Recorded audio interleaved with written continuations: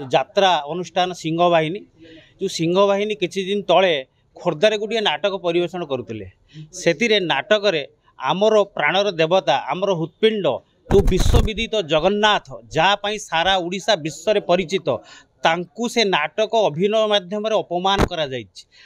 जगन्नाथंकर नाटक माध्यम जगन्नाथंकर संस्कृति ऐतिह्य परंपरा तांकर औलिकिक कहानी को परिचित करैबा बदल रे जगन्नाथ को से नाटक माध्यम स्टेज रे निवस्त्र करा जाइछि। तांकर कपड़ा खुलिकी चारिआडे फिंगा जाइछि। सब भलिया ताकू कांधरे पका जाई अति नृशंस कदर्य कार्य करा जाइछि। तांकर गुटिए हाथ को जेमिति रेलिंग रे धरंदी से भलिया घुरेई घुरेई जो अभिनेता यात्रा कलाकार कान्हा तांको घोर अपमान करिछि। एथि द्वारा सारा 4 कोटी ओडिशावासी को कुठारघात करिछि।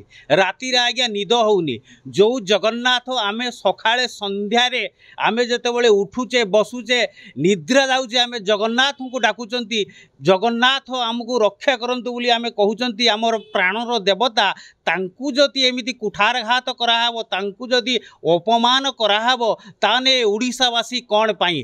तो आमे लील रोहित पूजा कमिटी तरफरु दृढ़ दाबी करूचु से जो अभिनेता कान्हा तांको अरेस्ट करा जाऊ एवं ता सहित यात्रार मालिक एवं यात्रार डायरेक्टर तांको मध्य अरेस्ट करा जाऊ एवं तांकु आमे आपणक माध्यम रे सूचाई दवा पाई चाहूचु से यथाशीघ्र पुरी रो जाई अध्याय 3 जन जाके पढ़ंतु एवं सारा ओडिशावासी को क्षमा मागंतु। एहा आज्ञा गोटे छोट इश्यू नुहे एहा आज्ञा गोटे जातीय इश्यू। जगन्नाथंकर औलिकिक उपरे सारा विश्वर रिसर्च माने रिसर्च करचंती तांकर कहानी जानिया पाई आज भी समस्ते विव्रत।